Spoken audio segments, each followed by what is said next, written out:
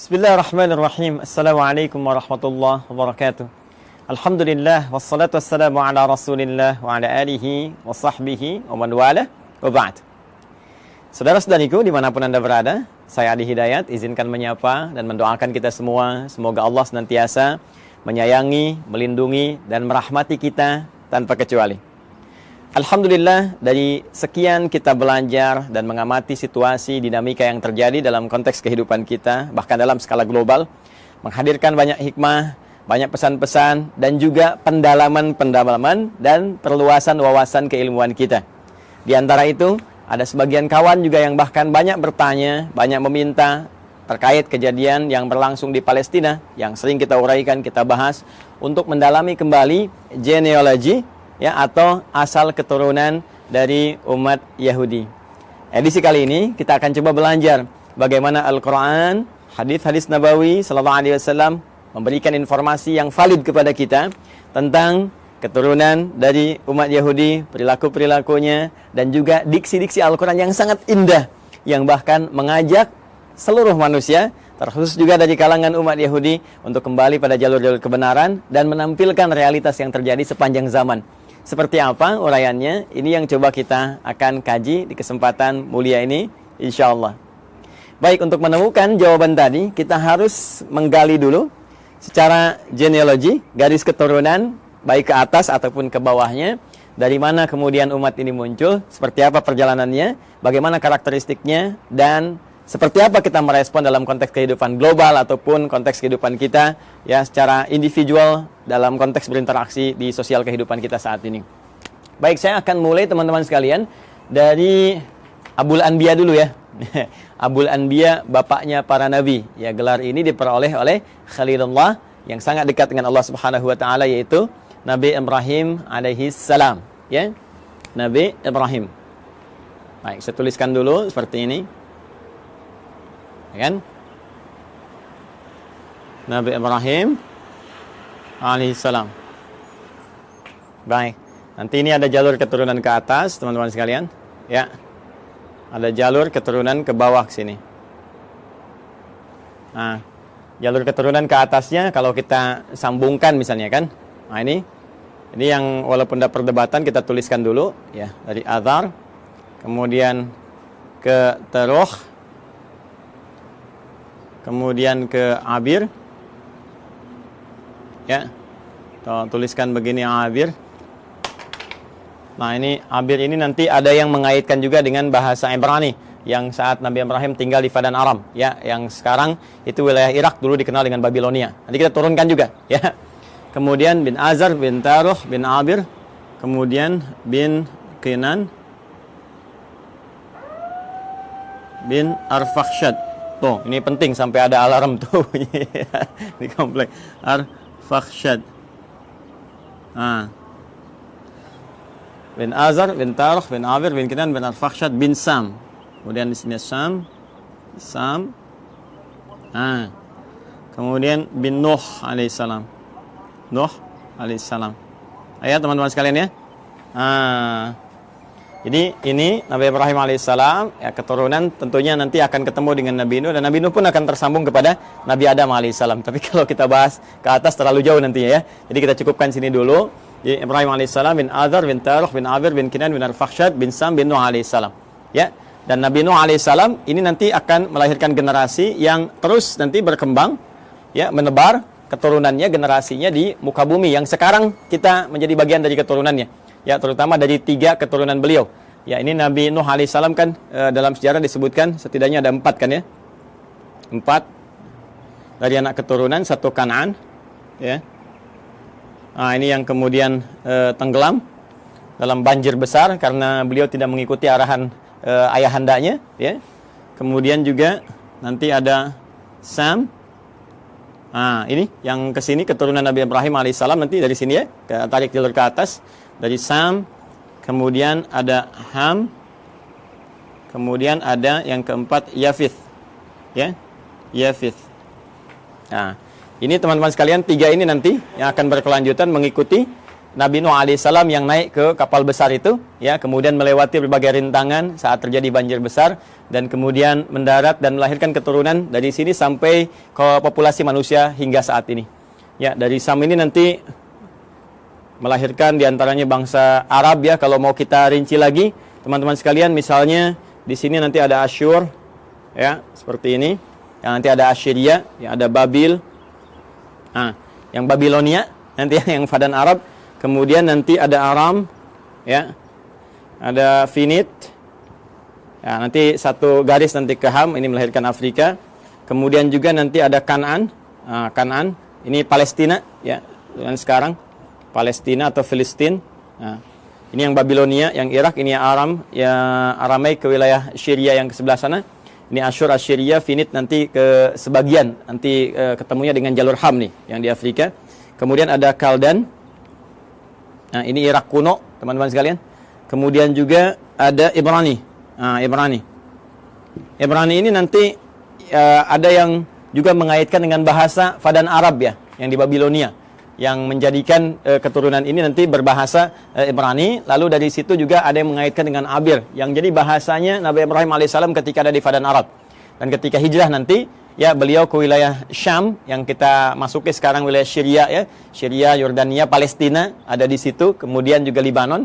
Nah, nanti kemudian bertransformasi bahasanya penyesuaian dengan Aramaik, karena itu nanti dari Ibrani ke Aramaik. Nanti kita gali bagian aspek bahasanya ketika sampai ke sana. Kemudian di sini juga ada Masri, ya, yang nanti melahirkan turunan Mesir karena perpaduan dari sini, ya. Jadi kita temukan Asyur, Babil, kemudian Aram, Finit, Kanaan, Kaldan, Ibrani, Masri. Ini diantaranya, ya. Kita 1, 2, 3, 4, 5, 6, 7, 8. Kita hitung, ya, kurang lebih 8. Nah, nanti Sam ini teman-teman sekalian yang populer nanti masuk kepada unsur Semitik yang sekarang, ya, termasuk Arab di dalamnya. Jadi kalau ada kita dengar Smith, ya, musuhnya Keanu Reeves, ya, dalam Matrix itu, ya. Ada si Smith, Sam, bukan itu saja. Nanti banyak kalau nanti kita belajar, ya, tentang pemikiran Hollywood. Saya nggak berinteraksi dengan film-film dan sebagainya, tapi saya baca sejarah, ya. Nanti kalau kita baca dengan pemikiran itu, suatu saat kita akan belajar. Dia akan temukan banyak sekali Sam, dan itu sangat menarik, gitu, sangat menarik. Ya, kenapa temannya yang di Lord of the Ring itu kan yang mengiringi si Sam juga. Ditransforma namanya Sam juga. Nanti kadang-kadang ada Smith juga dan seterusnya. Nah, itu ada kaitan-kaitan nanti, ya. Kaitan-kaitan dengan pesan-pesan Semitik. Cuma Semitik itu nanti tidak akan dikhususkan kepada golongan Yahudi saja. Ya, Arab juga Semit. Ya, nanti ini turunan Semitik nih, ngambung ke sana. Kanaan, Palestina juga Semit. Jadi kalau Anda anti Semit, ya anti Palestina juga. Jadi kalau misalnya Anda bully orang Palestina, atau bahkan Anda, mohon maaf sekali, ya, kemudian bombardir, atau bahkan kemudian Anda zalimi, aniaya, kriminalisasi, itu antisemit juga, ya. Termasuk ke orang Arab itu antisemit juga, ya. Jadi Semitik ini galinya ke sini nanti, ya. Ini nanti Ham lebih kepada ras Afrika, ya, dan turunannya nanti, ya, termasuk nanti ke Finit ini nyambung ke sini, dan ini Yafitik nanti melahirkan bangsa Eropa, dan nanti kita akan lihat turunan-turunan yang selanjutnya. Ini garis besar dulu, ya, teman-teman sekalian, untuk menunjukkan bagaimana dari garis genealogi Nabi Ibrahim ke atas, ya, alaihissalam, sampai nanti ke Adam alaihissalam. Saya izin ambil penghapus dulu, saya hapus dulu ini, ya, kemudian kita turunkan ke bawah. Jadi saya cukupkan sampai Nabi Nuh, Nabi Ibrahim ini nanti kita turunkan generasi ke bawah. Baik, bismillah. Kita akan coba turunkan sekarang jalur ke bawahnya. Kita hapus dulu ini, supaya kita mengenal lebih jauh, dan kita temukan nanti genealogi kapan Yahudi itu ketemu. Ya, kapan Yahudi itu ketemu, ya, diksinya. Karena nanti redaksi Al-Quran tegas menyampaikan, makana Ibrahimu Yahudiyya wala Nasraniyya walakin kana hanifan muslima. Ya, tidaklah Nabi Ibrahim itu seorang Yahudi, seorang Nasrani, tapi beliau adalah seorang Muslim yang taat, Muslim yang lurus, yang membawa garis risalah sampai dengan ke atas, ya, sampai dengan ke jalur Nabi Nuh alaihissalam. Yang ini nanti akan diturunkan Quran surah keempat ayat 163, yang nanti turunan dari salam Nuh ini sampai juga kepada Nabi Muhammad SAW, ya. Inna auhayna ilaika, ya, kami wahyukan pada Muhammad SAW, dan wahyu ini senapas dengan yang sebelum kamu, ya, kama auhayna ila Nuhin, seperti kami wahyukan kepada Nuh dan nabiyina, ya, setelah nabi-nabi setelah beliau. Jadi nabi-nabi terus sampai ke Ibrahim, sampai ketemu Nabi Muhammad SAW. Nah, ini kurang lebih teman-teman sekalian sampai ke Nabi Nuh ke atas, ya, dari Ibrahim terus sampai Nuh alaihi salam jami'an. Dan sekarang kita akan turunkan bagian Nabi Ibrahimnya turun ke bawah. Ini nanti kita bisa uji ya secara ilmiah dan kita bisa bandingkan. Nanti saya turunkan komparasi, misalnya di Al-Qur'an bagaimana seperti ini, terus ada kalau kitab-kitab lain, nanti kita bandingkan seperti apa, nanti kita uji kebenarannya secara ilmiah ya, sehingga ditemukan nilai kebenaran yang kita yakini. Lalu indahnya Al-Qur'an, silahkan memberi pilihan. Anda yakin dengan Islam, alhamdulillah. Ya, kalaupun Anda tidak dipaksa. Itu pilihan masing-masing dan setiap orang bertanggung jawab ketika kembali kepada Tuhannya, kepada Allah Subhanahu wa taala. Objektif kan? Sangat adil kan? Ya, jadi menawarkan, ini dahsyatnya Al-Qur'an tuh begini. Anda diperkenankan menguji dulu Al-Qur'an. Ya, sebelum Anda bahkan membacanya, sebelum Anda bahkan ingin mengkajinya. Al-Qur'an menawarkan diuji, silahkan. Jika Anda ragu, uji. Ya, wa in kuntum fi raibin mimma nazzalna ala 'abdina fa'tu bi suratin min mithli. Al-Baqarah ayat 23. Ya, kata Allah, kalau Anda ragu terhadap wahyu yang kami turunkan kepada hamba terbaik kami Muhammad SAW, silahkan Anda uji, datangkan semisalnya. Ya, coba cari, ada nggak karya manusia yang mirip ya seperti firman Allah ini. Perhatikan bahasa saya, ada nggak karya manusia yang mirip dengan firman Allah ini? Kalau Anda ragu, uji. Dari sisi kebahasaan, silahkan uji. Ya, bagaimana dahsyatnya ini? Untuk membedakan. Ini kan banyak orang Arab di masa Nabi yang fasih-fasih luar biasa. Ya, dan mereka nggak ada yang mampu dan mengakui ini bukan karya manusia. Kalau tiba kemudian ada orang sekarang yang nggak lebih fasih daripada orang dulu, nggak lebih pintar bahasa zaman dulu, mengatakan misalnya Al-Quran itu karya manusia, maka ini nampaknya kurang minum susu. Pengetahuannya kurang luas. Ya, orang yang paling pakar aja, penutur aslinya mengatakan ini bukan dan tak mampu mendatangkan semisalnya, maka turunan ini yang lebih lemah ke bawahnya, ya, apalagi zaman sekarang, itu mustahil bisa menjual Al-Quran. Tapi Al-Quran tetap membuka. Silahkan. Dari segi isinya, silahkan Anda kaji. Ya, dari aspek manapun silahkan. Setelah Anda menemukan bahwa ini mustahil nih, ya, kata-kata manusia, karya manusia, dan Anda meyakini, oh ini bahasa lain, walaupun ini jalan menuju firman Allah. Ya, bagi kami orang Islam sudah yakin, la raiba fi. Karena itu di pembuka Quran jelas dikatakan, dzalikal kitabu la raiba fi. Semua isi Al-Quran ini nggak ada keraguan, mesti kita yakin. Nah, Anda yang belum yakin silahkan kaji. Nggak ada kitab di muka bumi yang menawarkan sebelum berinteraksi dengannya untuk diuji dulu. Setelah itu pun, silahkan gali, silahkan kaji. Afala yatadabbarun Al-Quran? Kenapa Anda nggak kaji? Kenapa nggak dalami? Kenapa Anda tiba-tiba menyoal yang Anda tidak tahu? Ini kan menarik. Ya, ada yang nuduh, ini Quran rekayasa, ini Quran produk budaya. Baca Quran aja enggak? Dikaji juga enggak? Ini sisi ilmiahnya di mana? Ya, kita kan menyimpulkan sesuatu setelah kita lihat dulu, analisis dulu, baru kita simpulkan. Ini ngaji enggak, baca enggak, menganalisis tidak, atau cuman lihat, cuman baca, tapi enggak paham artinya, lalu menyimpulkan. Ini kan menarik gitu ya. Maka silahkan teman-teman sekalian. Nah, nanti dari sini Quran menawarkan, Quran memperbandingkan, ada komparasi, dan Quran juga mengatakan silahkan cek, silahkan uji, silahkan bandingkan. Kalau Anda yakin dengan kebenaran, dahsyatnya, walaupun apa yang ditampilkan Al-Quran benar, tetap memberikan peluang kepada Anda untuk memilih secara objektif dan tidak memaksa. La ikraha fid din, tidak ada paksaan ya untuk masuk ke dalam Islam. Lakum dinukum waliyadin, bagi Anda yang Anda yakini, bagi kami yang kami yakini. Tapi semua punya konsekuensi ketika kembali pada Allah Subhanahu wa taala. Baik. Sekarang kita kembalikan ke Nabi Ibrahim alaihissalam. Teman-teman sekalian, mari kita bagi genealogi turunan ke bawahnya ya Nabi Ibrahim. Nah, ini spidol sudah mulai akan habis, dengan turunan ke atas saja ada. Saya ganti dengan yang baru. Kita ke bawah dulu ya. Nah, seperti ini saya turunkan satu. Kemudian di sini saya turunkan dua karena keterbatasan papan tulis. Ustaz, kenapa nggak yang lebih besar aja papan tulisnya supaya banyak? Begini Nona, begini Tuan, begini Joni, Cepi, dan kawan-kawan sekalian. Ini akses naik ke rooftop di Quantum Mahir Institute. Pintunya hanya cukup untuk yang ini. Insya Allah nanti kita sesuaikan. Mungkin dari bawah kita tarik ke atas agak panjang. Ya, Bismillah teman-teman. Ini 3, ini 4. Saya cukup-cupin ya. Ya, kita ambil dulu Quran surah ke-3 Ali Imran di ayat 33. Kemudian kita tambahkan Quran surah kedua Al-Baqarah ayat 132. Ya, dari 131 dulu. Nah, nanti ke 132 ke sini. Ya. Saya mulai dengan Ali Imran dulu ayat 33. Ya, mari kita fokus lihat sinak di paling kiri di mushaf standar ya, sebelah kiri, agak ke atas sedikit. Innallaha astafa Adam wa Nuha wa ala Ibrahim wa ala Imrana 'alal 'alamin. Sungguh Allah Subhanahu wa taala memilih di antara sekian hambanya itu ya golongan-golongan manusia tertentu ya dengan pribadi tertentu, karakter tertentu dipilih oleh Allah menyampaikan risalah Allah Subhanahu wa taala. Ya, di antara mereka adalah ya, manusia pertama Adam alaihissalam sebagai penata pondasi awal kehidupan manusia di muka bumi. Innallaha astafa Adam wa Nuha. Nah, ini kemudian rasul pertama. Kalau Adam tadi nabi pertama, kemudian Nuh alaihissalam rasul pertama. Yang ini saya turunkan ini, ya.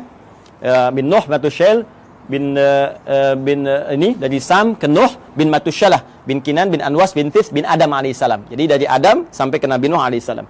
Wa Nuha wa ala Ibrahim. Kemudian keluarga Ibrahim. Nah, ketika menyebutkan Ibrahim disebutnya ala Ibrahim. Al Ibrahim, keluarga besar Ibrahim. Ya. Jadi kalau al ini teman-teman sekalian, ini menunjuk pada keturunan ke bawah ya. Terus tanpa batas nih.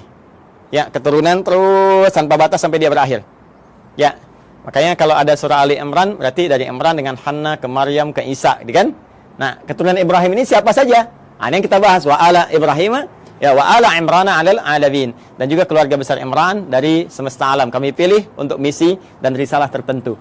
Kemudian yang menarik ya teman-teman sekalian, ala Ibrahim ini nanti ada yang spesifik disebut dengan anak keturunan. Jadi kalau al itu terus ya sampai keluarga, sampai turunan ke bawah. Nanti dari turunan anak-anak ini teman-teman, ya misalnya anak laki-laki atau ada anak perempuan, terus langsung turunannya ini secara langsung ya. Secara langsung generasi pertamanya ini sampai dengan ke bawahnya nanti itu bisa disebut secara genealoginya. Kalau ini kekeluargaannya, kalau ini genealogi turunan ke bawahnya itu disebut dengan bani namanya. Ya, jadi kalau satu laki-laki disebut ibnun begini. Nah, kalau satu perempuan disebut ibnatun begini. Karena ini hamzah wasol kadang dibuang. Harakat jadi pindah ke sini. Kalau harakat dipindah, kemudian ujungnya wakaf mati jadi bin istilahnya. Anak laki-laki. Ini dibuang, jadi bin, ini mati, jadi bintun, binti, anak perempuan. Ya, Isa bin Maryam, Isa anak laki-lakinya Maryam. Aisyah binti Abi Bakar, radhiyallahu taala anhuma, ya, Sayyidah Aisyah binti Abi Bakar. Jadi anak perempuannya sahabat Abu Bakar. Ini kalau kita gabungkan keduanya, ya, terus ke bawah ini, apalagi kalau ditambah, jadi bani namanya. Ya, bani, ya kan? Anak keturunan, garis keturunan, genealogi yang ke bawahnya. Baik, nah sekarang kita sambungkan ke Quran surah 2 Al-Baqarah ayat 131. 131-nya mengatakan idz qala lahu rabbuhu aslim qala aslamtu lirabbil alamin. Ini dasar pertama. Ketika Rabbnya mengatakan ya kepada Nabi Ibrahim alaihissalam, Nabi Ibrahim punya Tuhan, ya Tuhannya Allah Subhanahu wa taala, difirmankan oleh Allah aslim, tunduk patuh kamu kepada semua ketentuan Tuhan. Ya, jadi aslim itu kata perintah, fi'il amr. Ya, aslim tunduk patuh. Jadi orangnya disebut dengan muslim. Ya, bingkainya disebut dengan Islam. Jadi Islam itu bingkainya dari kata aslama yuslimu islaman. Ya, Islam itu ya disebut dengan bingkainya, frame-nya ketika kita masuk ke dalamnya beriman, yakin kita masuk. Ya, begitu masuk namanya muslim kita. Keyakinan kita menjadikan kita mukmin. Mukmin itu keyakinannya, muslim itu orang yang masuk ke dalam bingkainya. Muslim. Ya, tunduk patuh. Jadi nama muslim Islam itu memberikan kesan bahwa kita mesti tunduk, mesti patuh dengan perintah Allah Subhanahu wa taala, jangan melanggar ketentuan, ikuti semua arahan-arahan, perintahnya, jauhi larangan. Itulah Islam. Jelas ya? Orangnya muslim. Maka kata Allah Subhanahu wa taala berfirman pada Nabi Ibrahim, "Aslim, kamu tunduk patuh pada perintah Tuhan." Ya, maka beliau katakan aslamtu lirabbil alamin. Saya siap ya Allah. Sami'na wa ata'na. Ya, kita tunduk, kita patuh, kita taat, ya kan? Maka beliau katakan aslamtu lirabbil alamin, saya tunduk, saya patuh ya Allah kepada Rabb semesta alam, seluruhnya tanpa kecuali. Maka di sini Al-Qur'an mengatakan beliau hanifah muslimah, orang yang lurus, yang tegak, yang patuh, muslim. Ya, sifatnya disebut apa tadi? Islam. Ya, jadi di sini kalimat pertama ingin saya tegaskan bahwa risalah-risalah yang dibawa Nabi Ibrahim sampai ke Nabi Nuh, ya, sampai bahkan ke Nabi Adam alaihissalam, sampai turunan di ke bawah tidak akan lepas dari misi yang sama, yaitu misi untuk tunduk patuh pada ketentuan Allah Subhanahu wa taala. Tunduk patuh pada ketentuan Tuhan. Ditugaskan tunduk patuh. Jadi nggak ada nabi yang berkhianat. Ya, nggak ada nabi yang melanggar. Nggak ada nabi yang bergeser pada ketentuan Tuhan. Semua dijaga, penjagaannya disebut maksum. Karena itu sifat nabi, rasul itu punya sifat maksum, terjaga dari salah. Kalaupun naluri manusianya ingin berbuat salah, maka diluruskan. Tidak, ini ya, ini yang benar. Ya, walaupun bergeser dari nilai-nilai risalah ke kemanusiaan, nanti akan ditarik kembali. Ini manusia. Ya, sedangkan kamu punya visi kerasulan. Kamu manusia, kerjakan sifat kemanusiaannya, itu normal, itu biasa. Tapi risalah kerasulan menjagakan kamu terjaga dari perbuatan-perbuatan yang menyimpang. Maka disinilah kemudian kepatuhan, ketundukan itu dibangun. Karena itu, kepatuhan, ketundukan dalam bahasa Arab itu disebut dengan Islam namanya. Orangnya muslim. Karena itu semua risalah bahkan dari Nabi terakhir Nabi Muhammad SAW sampai ke atas, risalahnya risalah Islam. Risalah yang menjadikan mereka tunduk patuh kepada Allah dan tidak menyimpang, tidak merubah apapun.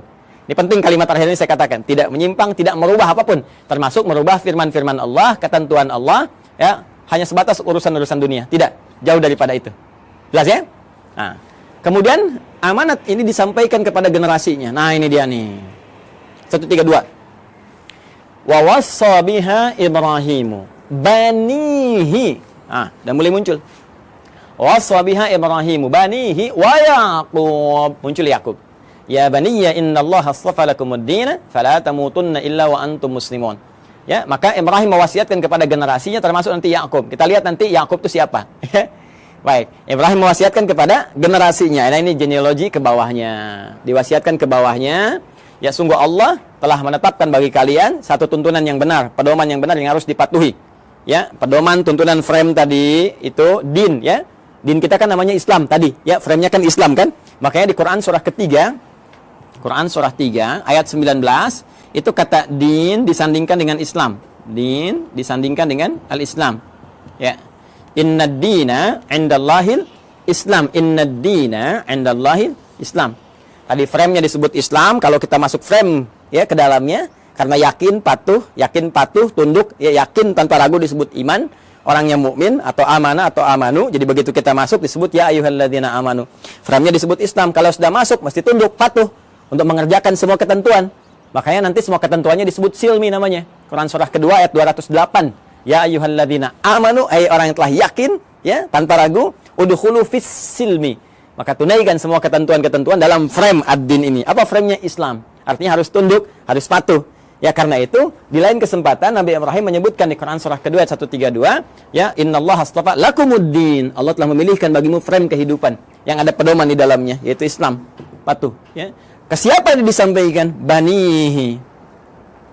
Bani kepada keturunan-keturunannya, anak-anaknya secara genealogis, ya.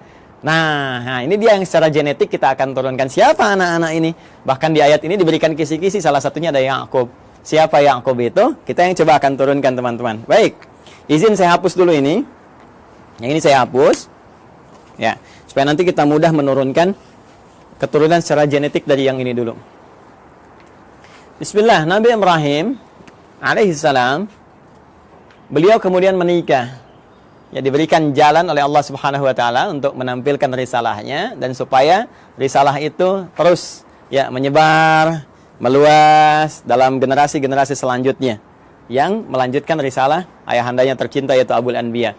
Maka Allah berikan kemudian jalan untuk pernikahan. Nah, ini jalurnya untuk menikah. Ya, bukan hubungan sembarangan gitu ya. Maka adalah kemudian perempuan yang sangat luar biasa terhormat.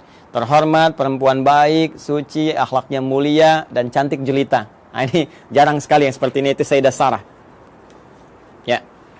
Masih di Padan Arab nanti ya, di Babilonia nanti bertemu jodohnya dengan beliau.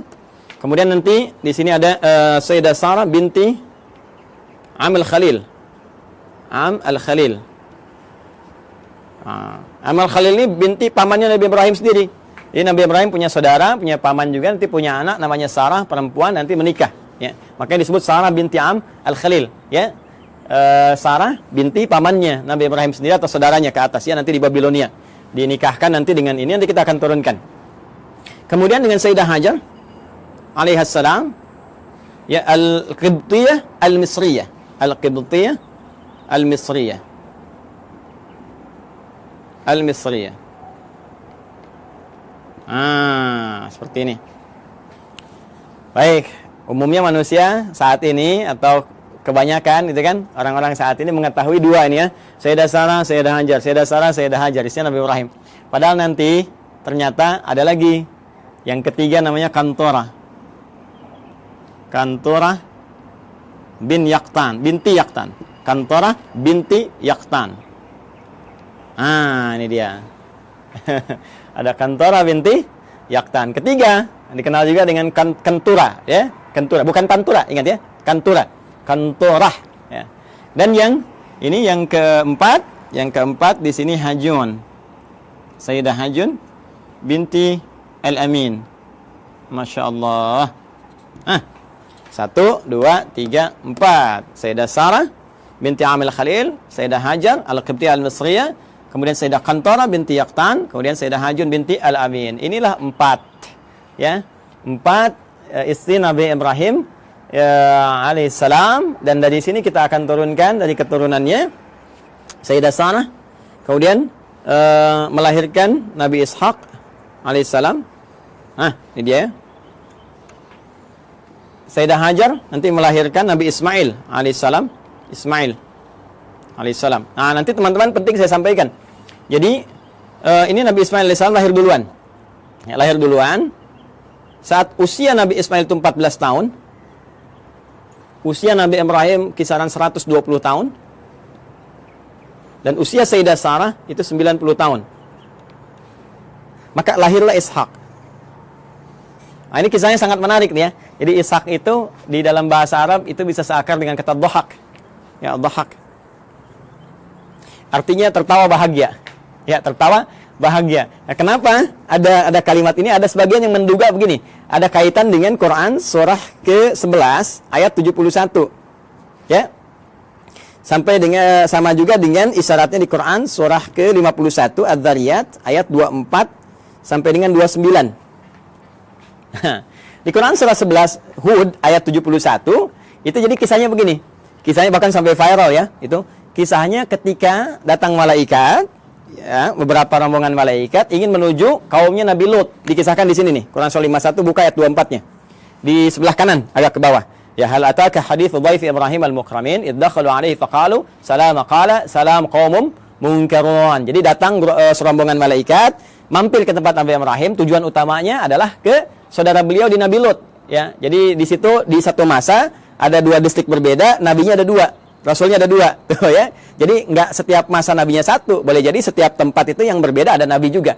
Nah, ini keponakannya, Nabi Lut keponakan Nabi Ibrahim. Kemudian apa yang terjadi? Ketika akan datang yang menghukum umatnya Nabi Lut yang memang minta diadab, ini keterlaluannya, minta diadab, ya. Maka malaikat mampir dulu ke tempatnya Nabi Ibrahim. Ketika itulah mengabarkan bahwa Sayyidah Sarah ini yang sudah usia 90 tahun itu akan punya keturunan, akan punya anak, akan mengandung.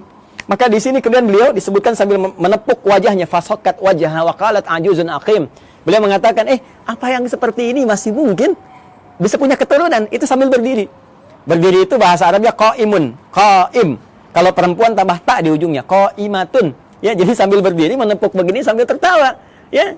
Ini yang seperti ini apa masih mungkin punya keturunan? Jadi ketawa gembira, tertawa dan menepuk-nepuk, ya, seakan takjub dengan keadaannya. Maka di Quran surah ke-11 ayat 71 disebutkan, wa imra'atuhu qa'imatun fadhahikat fabasyarnaha bi Ishaq. Ya, Masya Allah. Wa imra'atuhu, sedangkan istrinya Nabi Ibrahim alaihissalam yaitu Sayyidah Sarah, qa'imatun, langsung berdiri mendengar kabar itu. Ya, ketika malaikat mengatakan di surah ke-51 ini, ya, kemudian mengatakan fabasyyaruhu bi ghulamin alim, dia akan dapat anugerah seorang anak yang sangat cerdas, gulamun alim. Kalau Ismail gulamun halim, kalau ini gulamun alim. Ya, halim itu cerdas dan perasa. Ya, tapi gulamun alim cerdas. Jadi anak kamu akan lahir darimu anak yang sangat cerdas, gitu kan? Anak jenius, cerdas. Maka langsung bangkit, menepuk, tertawa gembira. Apa mungkin yang masih begini masih punya keturunan? Ya, maka di Quran surah 71, di Quran surah 11, Quran surah 11 Hud ayat 71 dikatakan wa imra'atuhu qa'imatun fadhahikat, maka tertawa gembira dan sambil menepuk bagian pipinya. Fabasyarnaha bi Ishaq, kami kemudian anugerahkan kepadanya namanya anak bernama Ishaq. Ya, yaitu apa? Memberikan kesan bahwa kamu kaget sambil tertawa, kami berikan seorang anak yang akan memberikan kegembiraan pada dirimu dan menghadirkan tertawa bahagia, tertawa gembira. Artinya yang selalu membuat engkau riang, membuat engkau bahagia sampai engkau tertawa gembira dan terhibur. Jadi apa yang kau rasakan seakan-akan sedih, gitu kan? Seakan merasakan kapan punya keturunan, sekarang kau tinggal gembira aja. Anak itu akan memberikan kesan kau sambil gembira, tertawa dan sebagainya. Itulah Ishak. Jelas ya? Nanti ada Ismail dari Sayyidah Hajar, ya, alaihissalam. Ini disebut di Al-Quran ghulamun halim, anak cerdas yang punya empati tinggi, rasa tinggi. Sehingga nanti banyak kisah, kita akan masuk ke kisah itu ketika akan menurunkan Ismail sampai ke Nabi Muhammad SAW, ya. Itu bagaimana bapaknya akan membawa tugas yang tidak mudah meninggikan bangunan Ka'bah yang hancur atasnya di masa Nabi Nuh itu. Tiba-tiba nanti Ismail datang membawa batu, merasakan bagaimana beban kerja ayahnya, pengen bantuin, ya, sehingga ketika Nabi Ibrahim mulai bekerja, tapaknya disebut Maqam Ibrahim. Nabi Ismail membawa batu disusun-susun, susunannya disebut dengan Hijr Ismail. Sampai sekarang sudah ada di area Ka'bah. Nanti puncaknya saat peristiwa kurban itu. Nanti ya, supaya nggak terlalu panjang, kita berhenti dulu di sisi genetik dulu ya, sampai sini. Nah, dari Kantorah, Sayyidah Kantorah, ini juga nanti menurunkan ada keturunan-keturunan. Ya, diantaranya nanti satu, Madian. Nah, nanti teman-teman pernah dengar Nabi Musa alaihissalam ketika dikejar-kejar ya, prajurit Fir'aun, ya, dalam peristiwa itu kan pergi ke Madian dulu kan. Nah, ini nanti ada keturunan dari Sayyidah Kantorah. Kemudian ada Madian, ada Zamran. Ya. Kemudian yang ketiga ada Suraj. Nah, kemudian juga kita temukan ada Yukshan. Nah, atau Yakshan, boleh dibaca Yakshan, Yukshan. Kemudian juga yang kelima ada Nasak atau Naksan. Ya, Nasak ya, atau ada yang menyebutkan Nakshan, ada yang menyebutkan Nasak ya. Yang keenam sebetulnya ada 6 anak, cuma yang 6 tidak diketahui, tidak disebutkan. Jadi di Madian, Zamran, Suraj, Yukshan, Nasak, dan yang keenam ini tidak disebutkan ya. Referensi ini, teman-teman, referensi yang ini ditemukan di kitabnya. Namanya kita kasih ya sumbernya, supaya nggak dikira ini ngarang-ngarang gitu kan, tak-atik nih. Nama kitabnya At-Ta'rif wal A'lam. Karya siapa? Syekh Abul Qasim As-Suhaili.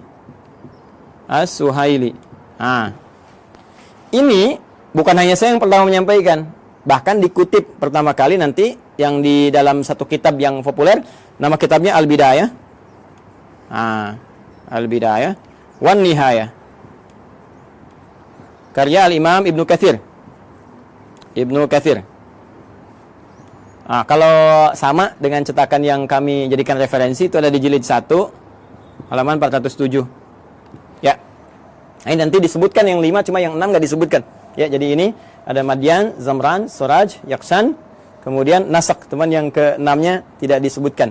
Ya, kalau ada perbedaan sedikit tipis ya, kayak ini misalnya Nasak ada disebutkan Naksan, ini Yakshan, ada yang Yukshan, itu bacaan-bacaan di ahli bahasa atau ahli terjemah saja. Kemudian dari Hajun ini juga ada Kisan atau Kaizan, kan? Kemudian ada Suraj, namanya sama dengan ini, Suraj. Kemudian yang ketiga ada Amim, ada juga yang menyebutnya Umaim. Ya, seperti ini. Ada Kaisan, ada Suraj, ada Amim atau Umam. Yang keempat Lutan. Bukan Ethan ya, Ethan Tom Cruise. Lutan. Dan yang kelima Nafis. Yang kelima Nafis. Ya, ada di MUI ada Ustadz Kiai Khalil Nafis. Jadi nanti nasabnya ke Nabi Ibrahim dari Sayyidah Hajun binti Al-Amin. Nah, ini ya keturunan Nabi Ibrahim alaihissalam. Jadi dari sini 1, Sayyidah Sarah melahirkan Ishak, Sayyidah Hajar melahirkan Ismail, 2 kan? Kemudian dari Kantorah itu ada 6, 1 tidak diketahui, nanti 2 tambah 6 8. Kemudian dari Sayyidah Hajun binti Al-Amin ada 5. 8 tambah 5 ada 13 ya. 2 tambah 6 8, ada 13 tambah 5 13. Jadi ini kurang lebih 13 keturunan Nabi Ibrahim alaihi salam ya, dari istri-istri beliau. Dan nanti dahsyatnya nanti ya, mungkin episodenya akan panjang gitu. Di Kantorah ini nanti juga ada satu penelitian dugaan kuat bahwa itu yang menjadikan turunan dari bangsa Melayu, Jawa khususnya. Ya disebutnya bangsa Jawi gitu kan. Jawi itu dulu ya mencakup Melayu semua, karena waktu ke Arab itu dikenalnya dengan Jawi, bangsa Jawi. Jadi Jawi itu bukan cuma Jawa yang dalam konteks ini di kita di Indonesia ada Jawa Barat, Jawa Tengah, Jawa Timur, tapi Jawi itu nanti luas termasuk Melayu dan sebagainya. Nanti suatu saat kita akan belajar ke sana. Insyaallah. Ini teman-teman sekalian, kurang lebih ya. Ini referensinya, ini gambarannya.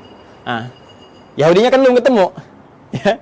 Sekali lagi, Yahudinya belum ketemu, maka kita harus turunkan minimal sampai tadi Yakub tadi, karena kan tadi saya katakan di Al-Baqarah 132 kan, waswabiha Ibrahimu banihi wa Yakub. Yakub siapa? Yakub. Karena ini urutannya di sini 1 2 3 4, kita turunkan ini dulu. Ya. Ini saya hapus dulu yang ini ya. Sudah dicatat ya? Kalau nanti teman-teman belum sampai catatannya, nanti lihat di rekaman ya, di review, diturunkan kembali. Nabi Ishak alaihissalam kemudian menikah, tumbuh dewasa tentunya, menikah dengan seorang perempuan mulia, jelita, ya, akhlak bagus dan sebagainya, namanya Rafkah. Rafkah binti Batuil. Ini dia. Rafkah binti Batuil. Gini ya, teman-teman sekalian. Dari pernikahan ini, ya, Nabi Ishaq alaihissalam menikah dengan Sayyidah Rafkah binti Batuil, melahirkan 2 anak kembar. Nah, ini yang gak banyak orang tahu. Ya, siapa 2 anak kembar ini? Yang pertama adalah Aish atau Ishu, gitu kan? Ya, atau Aishu begini tulisannya. Ain, ya, sad. Ya. Ya, ini satu. Yang kedua Yakub. Yakub. Ini kembar ini. Tahunya kan Nabi Ishaq, Nabi Yakub, gitu kan? Ternyata ini kakak adik. Ini kakaknya Ish atau Ishu, ini adiknya Yakub. Gitu, ya. Coba nanti setelah berkembang remaja, saya percepat saja. Yang Ish ini, Ishu ini, nah, akan ditugaskan nanti berkelana gitu kan, merantau ke wilayah Romawi, Roma ya. Rum, istilahnya Rum. Jadi ini nanti disebutkan keturunan-keturunan dari Rum ya, yang nanti mengacu kepada yang Yafith itu ya. Yang Yafith generasinya itu asal generasi awal, cuma nanti yang ini yang memajukan, yang memberikan istilahnya arahan-arahan, gitu kan, mensibgah dan sebagainya. Ini nanti Aish atau Aishu. Ya, jadi sudah ada Romawinya. Sudah ada Romnya, cuma ini nanti ke sini dan beraktivitas banyak di sini. Ya, dan ini nanti akan nyambung kepada generasinya Yafith yang dari Nuh alaihissalam tuh ya, yang Yafitik itu. Ini saya berhenti dulu sampai sini. Saya akan teruskan ke sini. Nabi Yakub kemudian diminta ya oleh ayahandanya Ishak alaihissalam untuk pergi ke Padan Arab. Padan Arab, tempat dulu Nabi Ibrahim kan beraktivitas dan seterusnya. Di Padan Arab ini, nah ini sudah kelihatan gitu ya, ada isyarat-isyarat bahwa ini kalau sudah jalurnya ke sana, ini ada jalur-jalur risalah, jalur kenabian dan sebagainya.